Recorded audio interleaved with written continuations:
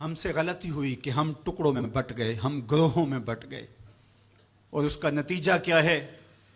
آج پوری امت زخم زخم ہے، پوری امت لہو لہو ہے۔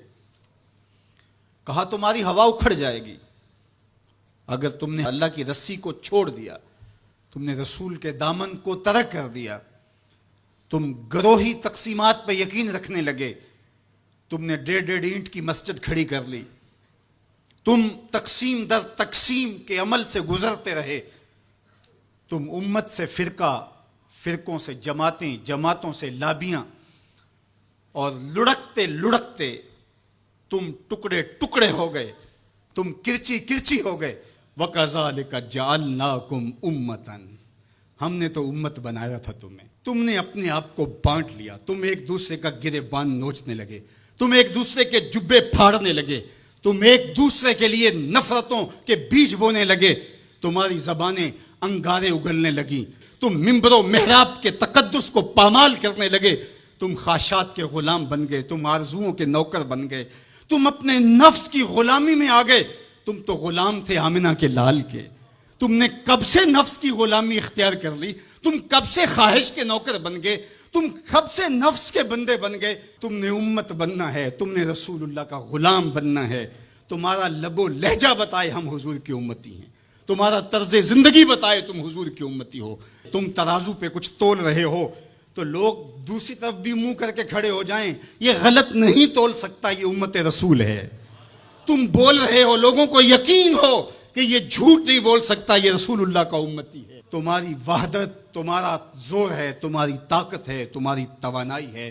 تو فرمایا وَكَذَلِكَ جَعَلْنَاكُمْ أُمَّةً، ہم نے تو امت بنایا تھا تمہیں۔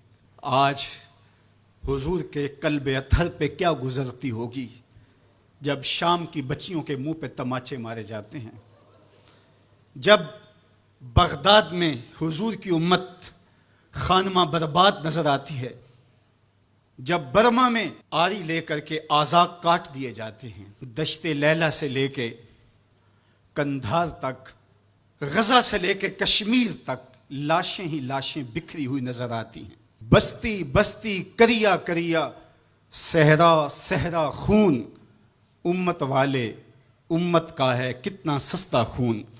شام، قدس، کشمیر اور برما، کس کس کا احوال کہوں، ہر سو زخمی، ہر سو لاشیں، ہر سو بہتا خون۔ امت والے امت کا ہے کتنا سستا خون۔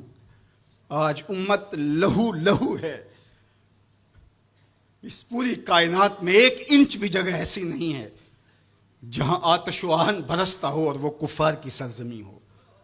جہاں بھی خون بہتا ہے وہ بستی مسلمانوں کی ہے، جہاں لاشیں گرتے ہیں وہ گھر مسلمانوں کا ہے، جہاں عصمتیں لٹتی ہیں وہ خطہ مسلمانوں کا ہے۔ یہ ہمارے گناہوں کی سزا ہے جو ہم کاٹنے پہ مجبور ہیں، اور جب تک ہم امت نہیں بنتے تب تک رسوائیاں ہمارا مقدر ہوں گی۔ قوت عشق سے جب دہر میں اجالا نہیں ہوتا تو پستیوں کو بلندیوں سے بدلنے کا کرینہ آپ نہیں سیکھ سکتے۔ نام محمد کو تھام کر کے، امت کی وحدت کے تصور کو اجاگر کر کے، حضور کا پاکیزہ وجود جو امت کی وحدت کا ضامن ہے، اس سے بے لوث محبت کا رشتہ اور الفت کا ربط جب تک مضبوط نہیں ہوتا تب تک ہم ان مشکلات سے کبھی بھی نہیں نکل سکتے۔ 1000 فلسفے تراش لیں، 1000 منطقیں بگھار لیں، لیکن کوئی نتیجہ نہیں ہوگا۔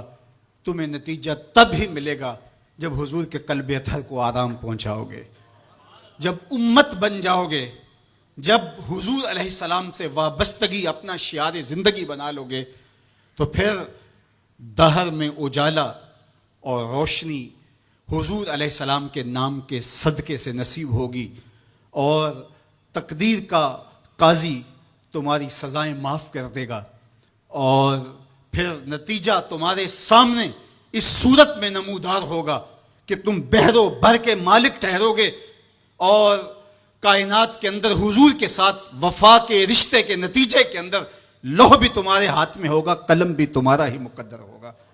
لیکن شرط یہ ہے کہ تم صحیح معنی کے اندر امت بن جاؤ. وَأَنْتُمُ الْعَالَوْنَ إِن كُنتُم مُؤْمِنِينَ. یہ میرے رب کا وعدہ ہے اور میرے رب کے وعدے سچے ہوتے ہیں.